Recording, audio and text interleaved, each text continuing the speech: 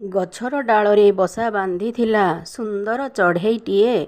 ପକ୍ଷୀ ଶାବକଙ୍କ ସୁରକ୍ଷା ପାଇଁ ସଦା ତତ୍ପର ଥାଏ। ଏକ ଦିନେ ଜଣେ ସହରୀ ବାବୁଟି ବୁଲୁଥିଲେ ଜଙ୍ଗଲରେ। କୁନି ଝିଅଟିର ନଜର ପଡ଼ିଲା ସୁନ୍ଦର ପକ୍ଷୀ ବସାରେ। ବାପାଙ୍କ ପାଖରେ ଅଳି କଲା ସିଏ ଆଣିବାକୁ ପକ୍ଷୀ ବସା। ସହରୀ ବାବୁଟି ଖୋଜୁଥିଲେ ଜଣେ କିଏ ଆଣିଦେବ ବସା। ଦେଖିଲେ ସେଠାରେ ବୁଲୁଥିଲା ଏକ ଗାଈଆଳ ଟୋକାଟିଏ। କହିଲେ, ବାବୁରେ ଆଣିଦେବ କି ସେ ସୁନ୍ଦର ପକ୍ଷୀ ବସାଟେ। ମୁଣ୍ଡକୁ ହଲେଇ ଗାଈଆଳ ପିଲା କହିଲା ବାବୁଙ୍କୁ ବୁଝେଇ, ଏତେ ସୁନ୍ଦର ପକ୍ଷୀ ବସାଟିଏ, ରହନ୍ତି ସେଠି ସୁନ୍ଦର ଚଢ଼େଇ।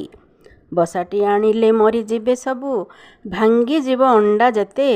ମା ଚଢ଼େଇର ମନ ଦୁଃଖ ହେବ, ଖୋଜିବ ସେ ତାଙ୍କୁ କେତେ। ଆଣିପାରିବିନି ପକ୍ଷୀ ବସା ମୁହିଁ, ବାବୁ ମୋତେ କ୍ଷମା କର।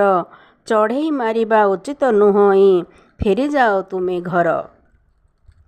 ସହରୀ ବାବୁଟି ସବୁ ବୁଝିଗଲେ, ବୁଝେଇଲେ ନିଜ ଝିଅକୁ। ଅପାଠୁଆ ସିନା ଗାଈଆଳ ଟୋକା, ଶିଖେଇ ଗଲା ସେ ଆମକୁ। ଅପାଠୁଆ ସିନା ଗାଈଆଳ ଟୋକା, ଶିଖେଇ ଗଲା ସେ ଆମକୁ। ଭଲ ପାଅ ପ୍ରକୃତିକୁ, ଭଲ ପାଅ ପ୍ରକୃତିକୁ। ଧନ୍ୟବାଦ।